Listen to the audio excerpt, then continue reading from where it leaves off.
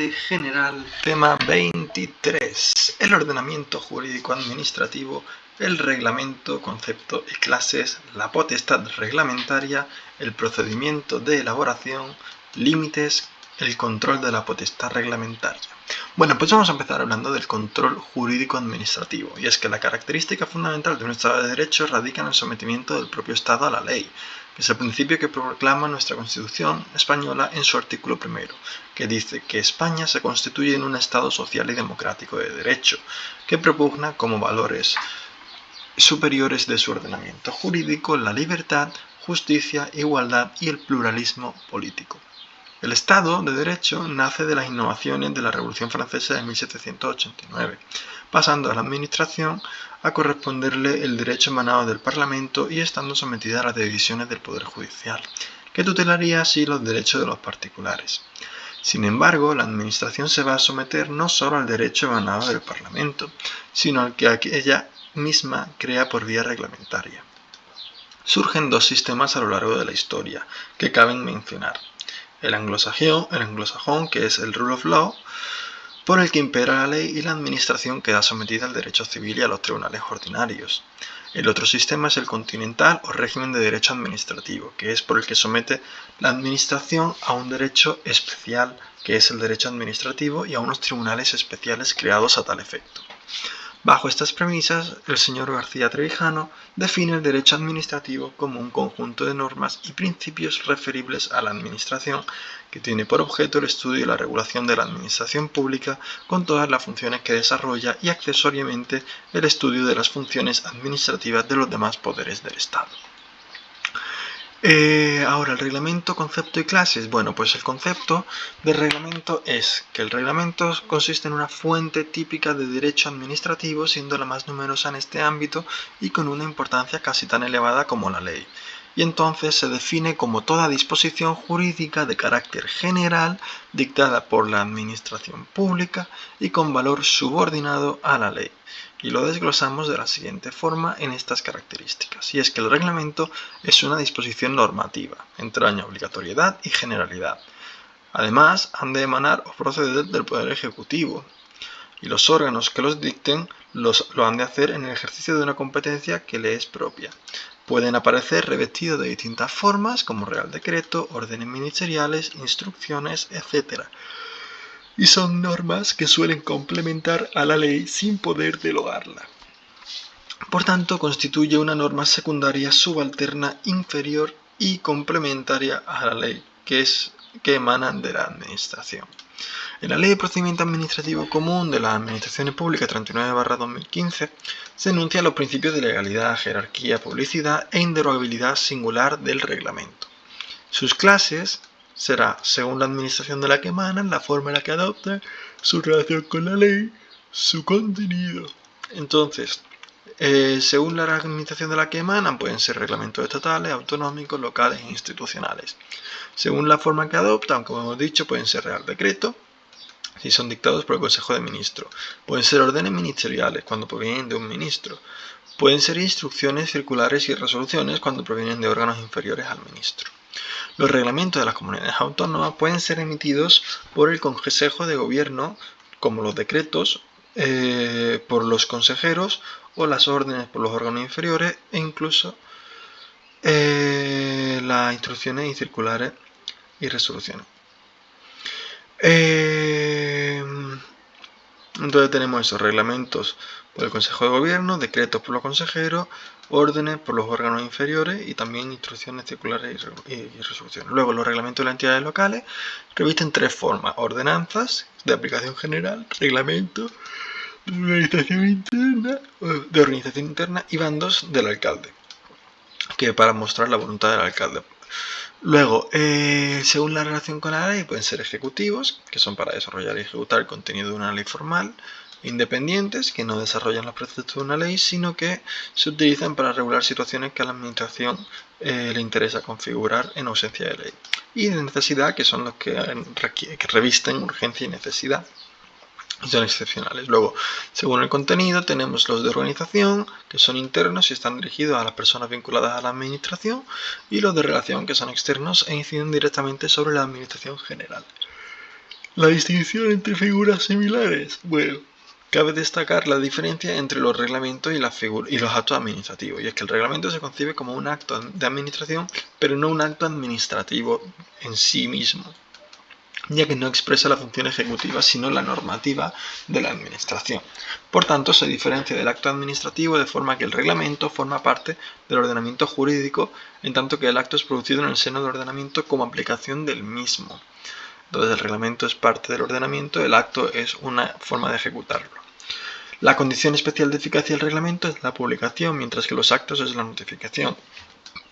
La ignorancia del reglamento no es excusa para su incumplimiento, mientras que los actos siempre deben ser conocidos por esa notificación. El reglamento innova el ordenamiento, mientras que el acto se limita a aplicar el ordenamiento. El acto administrativo se agota con su simple cumplimiento, mientras que la norma no se consume con su cumplimiento. La norma se mantiene. La potestad de dictar actos corresponde a todo órgano de la administración, mientras que la reglamentaria será únicamente de aquellos que la tengan atribuida. El reglamento vincula como fuente de derecho a la administración, pero no los actos administrativos. Y los reglamentos están sujetos a vacatio, que es tiempo para entrada en vigor, mientras que los actos no. La sanción de ilegalidad de un reglamento es siempre la nulidad, mientras que un acto puede ser anulable.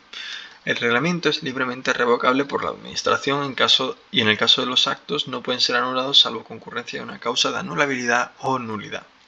La potestad de dictar reglamentos no es delegable, los actos sin embargo sí, y el reglamento se impugna normalmente por unos cauces procesales distintos que los del acto administrativo, que suelen utilizar la vía de recurso administrativo. Luego, los reglamentos, instrucciones y circulares son otras vías de aparición de disposiciones reglamentarias y se distinguen en dos clases, las de carácter interno, que no afectan directamente a terceros, y su efecto jurídico se reduce al deber de obediencia de los órganos inferiores a las directrices emanadas por los superiores. Y luego están los circulares e instrucciones reglamentarias, que contienen verdaderos reglamentos, ya que sus destinatarios son los administrados y por tanto son fuente de derecho administrativo y obligarán a terceros. Luego, respecto a la potestad reglamentaria, su importancia, bueno, pues la potestad reglamentaria, como poder en virtud de la administración, es una de sus potestades más intensas y graves, pues implica participar en la formación del ordenamiento, no quedando únicamente como sujeta al derecho, sino capaz de formar su propio ordenamiento, en lo que sea competente, como es lógico. Para averiguar las razones por las que se atribuye ese poder a la administración, la doctrina distingue entre la justificación y fundamento de la potestad reglamentaria de la administración.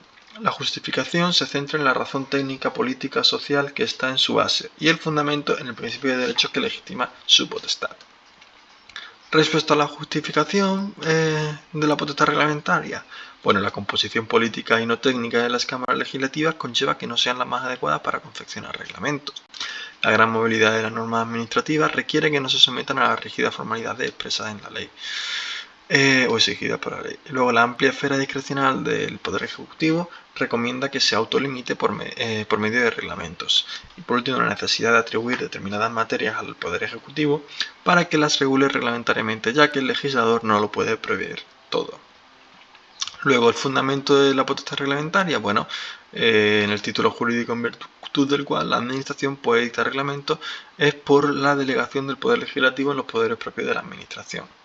Hay quienes piensan que la potestad reglamentaria debe ser únicamente del poder legislativo, pero sin embargo la mayor parte de la doctrina comprende que la potestad reglamentaria supone el ejercicio de poderes propios de la administración y se fundan en el carácter institucional de la administración heredado del Estado, la discrecionalidad administrativa para poder abarcar aquello que la legislación no alcance, la costumbre o práctica administrativa, el imperium de la administración, es decir, el ejercicio de sus facultades de coacción necesarias para alcanzar sus fines, el régimen español vigente, y el régimen español vigente implica que en España actualmente se admite la existencia de una amplia potestad reglamentaria en el Poder Ejecutivo. Esto se regula en el artículo 97 de la Constitución Española, que atribuye al Gobierno la potestad reglamentaria conforme a la Constitución Española y a las leyes, y se trata de una potestad originaria y genérica, cuyo ejercicio no requiere previa habilitación legal. Luego, el procedimiento de elaboración. Tenemos un procedimiento para los reglamentos estatales y luego otro para los autonómicos y los locales. Entonces,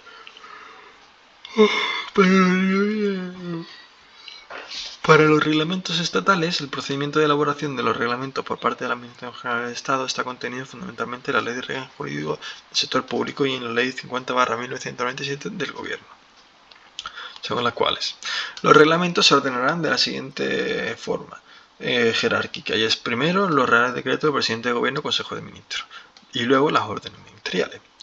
Luego, el Gobierno aprobará anualmente un plan normativo que contendrá las iniciativas legislativas o reglamentarias que vayan a ser elevadas para su aprobación en el año siguiente para asegurar la congruencia de todas las iniciativas. Se sustanciará una consulta pública a través del portal web de la organización y de las organizaciones más representativas, a fin de conocer sobre los problemas que se pretenden solucionar, la necesidad y oportunidad de su aprobación, los objetivos de la norma y las posibles soluciones alternativas, ya sean con o sin regulación. Podrá prescindir del trámite de consulta pública en el caso de que la elaboración de las normas presupuestarias, cuando concurran razones graves de interés público que lo justifiquen. El centro directivo competente elaborará una memoria de análisis de impacto normativo que contendrá la oportunidad de la propuesta, el contenido, la adecuación de la norma, el impacto económico y presupuestario, las cargas que traiga, el impacto por razón de género y las principales aportaciones recibidas en trámite de consulta pública. Cuando la norma afecte a los derechos e intereses legítimos de las personas, se publicará el texto en el portal web, con el objeto de dar audiencia a los ciudadanos afectados por un mínimo de 15 días. Y cuando fuera preceptivo, se recabará dictamen del Consejo de Estado. Cumplidos los trámites, la propuesta se someterá al órgano competente para su aprobación. Y finalmente, los reglamentos estatales requerirán de su publicación en el BOE. Luego, respecto a los reglamentos autonómicos y locales, en el procedimiento de elaboración dice que en relación a las comunidades autónomas se atenderá a su regulación específica en su Estatuto de Autonomía, regulado en el 147 de la Constitución. Y respecto a las entidades locales, dice los artículos 49 y 70 de la Reguladora de Base del Régimen Local 7/1985 que el procedimiento para la elaboración de ordenanzas y reglamentos locales sigue la siguiente forma, y es que el procedimiento inicia de oficio bien por el Pleno, bien por el Presidente. El Pleno lo aprueba inicialmente y posteriormente lo somete a información pública por un mínimo de 30 días. Resueltas las consultas, se aprueba definitivamente en el Pleno y si son ordenanzas, se publican en el Boletín Oficial de la provincia. Para la modificación deberá seguirse los mismos trámites y el quórum que exige de forma general la mayoría simple, excepto en caso de reglamento orgánico que exige mayoría absoluta. Respecto a los límites, los límites materiales por el principio de reserva de ley, los reglamentos no podrán regular aquellas materias que sean competencia exclusiva de las Cortes Generales. Luego, en principio de jerarquía normativa, la Administración no puede dictar disposiciones contrarias a las leyes y los límites formales, las disposiciones generales del Estado habrán de publicarse en el BOE, mientras que las normas de rango de ley, reglamentos y disposiciones administrativas habrán de publicarse en el diario oficial correspondiente para que entren en vigor y produzcan efectos. Luego, respecto al control de la potestad reglamentaria, control de los reglamentos ilegales y efectos de su anulación. Dentro del control de la potestad reglamentaria y de los reglamentos ilegales tenemos la sanción de la ilegalidad de un reglamento, que siempre es la nulidad de pleno derecho.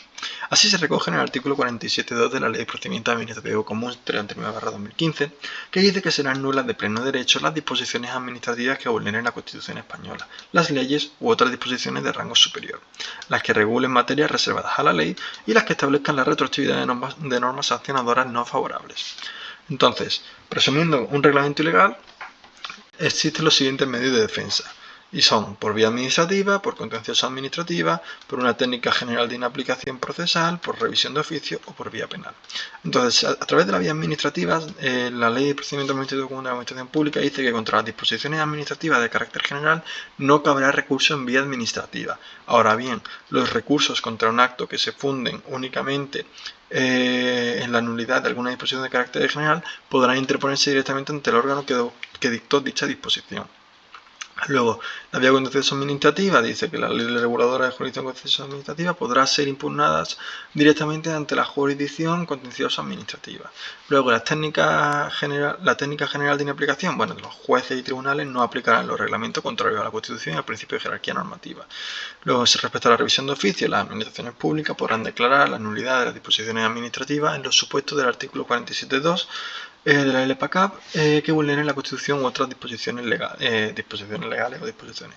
Y respecto a la vía penal, tenemos que el Código Penal recoge en su artículo 506 como delito de usurpación de atribuciones a la autoridad que dictare una disposición general o suspendiere su ejecución cuando no le competa.